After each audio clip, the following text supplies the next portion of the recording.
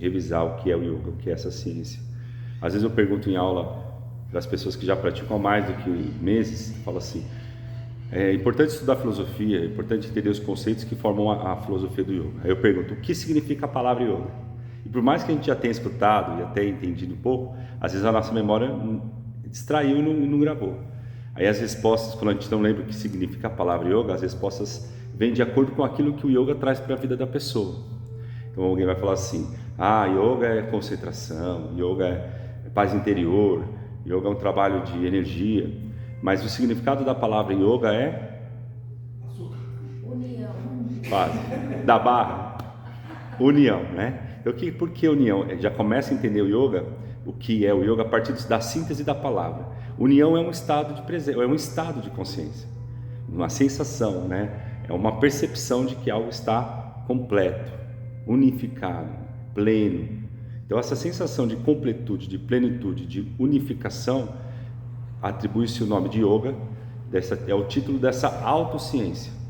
Não é uma ciência que especula o que acontece fora, como uma ciência que cuida das coisas do mundo.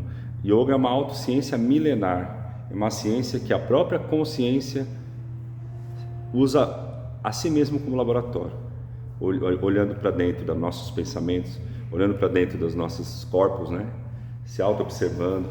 Então o yoga tem como natureza elevar o estado de consciência, alcançando o estado doce, como diz o Rubens, doce estado da união, né? Não amarga a sensação de separação. Quando a gente está feliz, quando a gente está se sentindo bem, pode perceber que parece que tudo está caminhando correto.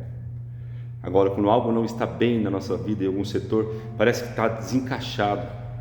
Então esse estado, primeira compreensão do que é yoga é entender que união é um estado de consciência dentro dessa ciência, a autociência que é milenar, né? Que o yoga nasceu da auto-observação do ser humano quando ele parou para prestar atenção nele. Ele se retira do convívio externo temporariamente, né? O eremita ele vai para uma caverna, ele vai para uma floresta. Esse é o símbolo mitológico do yoga, é o retirante da floresta. E dentro daquela caverna que é a si mesmo, no silêncio de fora, para escutar o barulho que acontece dentro, ele começa a se compreender, se conhecer, se analisar e aí a partir disso se despertar. E aí, conforme esse despertar acontece, a pessoa vai se tornando um yogin, ou alguém que está unificado ou conectado. Conectado ao quê? Uma boa pergunta, né? Já que a união do quê? A gente vai pensar agora em duas naturezas. Qual que é as coisas que eu quero estar unido?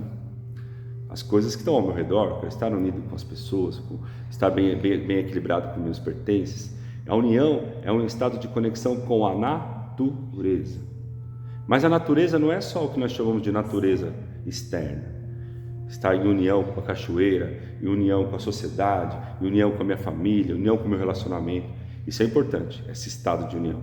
Mas existe um lugar também, uma outra natureza, que nós chamamos de natureza íntima, natureza interna, que pode ser subdividida entre aquilo que não é visível aos olhos, então a natureza dos meus pensamentos. Será que eu estou em união e harmonia com a minha mente? A união com os meus sentimentos, que também não é visível. O sentimento é um dos alvos mais profundos na busca do ser humano.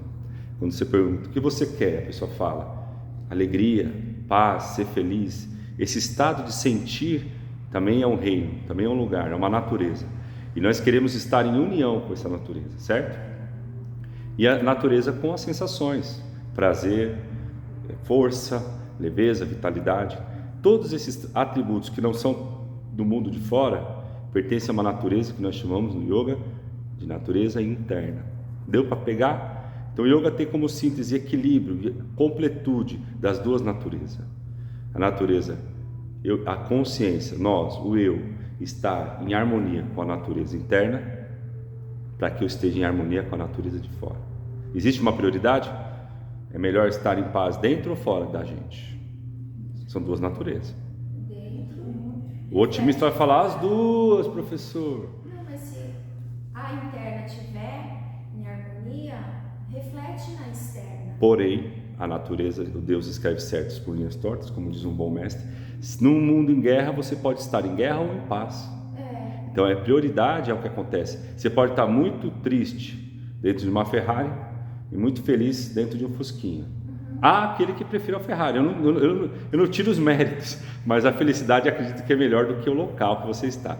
Deu para entender que existe uma hierarquia que a gente às vezes troca sem perceber. A gente prioriza o mundo de fora, sendo que é importante estar em paz fora também, porque você se torna um GPS daquilo que você vibra. Quem está em harmonia tende a buscar lugares em harmonia, pessoas em harmonia, situações em harmonia, profissão em harmonia. Por isso que o mundo de fora reflete qual? É um espelho. Ai, professor, toda vez que começo a me relacionar com alguém, a pessoa é uma pessoa que não me respeita, abusadora. Aí termina aquele relacionamento, começa outro, fala, não sei porquê, eu tenho o dedo podre, eu atraio de novo o mesmo tipo de relacionamento. Aí se você faz yoga, você fala, não. Você não atrai o mesmo tipo de relacionamento. O outro é um espelho do que você está vibrando. Você só é desrespeitado quando você não se respeita. Você só é abusado quando você se permite. Ah, mas por que eu repito? Porque como uma escola, uma lição não aprendida tem que ser revista, revisitada. Senão aquela matéria acumula, não é verdade? Se você quer sair na aula de todas as cores, você vai querer deixar uma cor de fora? Ah, eu aprendi todas as cores, menos o verde, menos o azul. Então você tem que voltar naquela matéria. E isso é um entendimento sobre a natureza. Então todas as relações são reflexos de como eu me trato, de como eu me cuido. Se eu gosto de um ambiente limpo, provavelmente eu gosto de ter uma limpeza dentro da minha mente, uma limpeza nos meus sentimentos e uma limpeza no meu corpo. Deu para pegar a ordem então da prioridade dentro do yoga. O yoga olha para a natureza interna como prioridade, porém o yoga é completo, é uma ciência integrativa. Ela vai ensinar o praticante também a cultivar a natureza externa, o lugar em que mora, como trabalha, como se relaciona com as pessoas. Aí essa ciência vai se desdobrando em técnicas, em ramificações que a gente vai estudando com o decorrer da prática, tá bom? Então, qual que é os 3 propósitos do yoga? Aproveitando esse entendimento da base. Tem 3 objetivos principais: autoconhecimento, autodomínio e autorrealização. Então, eu preciso me conhecer para poder desenvolver o que eu aprendi, o que eu conheci. Teoria prática, preciso pôr na prática o conhecimento. Me conhecer, me fortalecer, me dominar, para depois, com a força e o conhecimento, me realizar. E a autorrealização, ela se divide também em 2 partes. A realização humana, mas dentro de nós acontece uma realização, um propósito no yoga, que nós podemos até mudar o nome de realização, tornar real, para iluminação, que é despertar a sua própria natureza.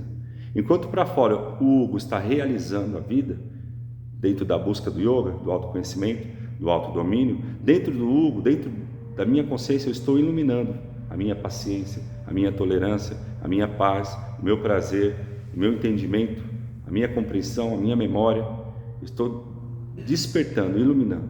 Faz sentido? Então o propósito do yoga é adquirir ferramentas para a realização humana e iluminação da alma. Iluminar não é agregar ou evoluir. Iluminar é trazer visão, é clarear aquilo que já existe em você, a sua essência. É buscar a própria essência, cristalina e iluminada. Tá ok? Certinho? Tudo bem? Deu para pegar o que é yoga? Tem uma introdução entre várias formas de falar sobre yoga.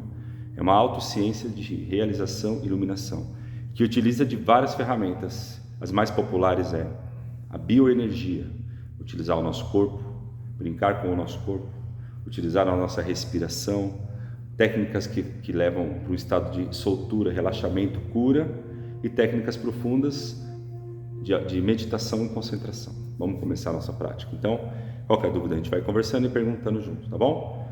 Gratidão. Então a gente inicia a prática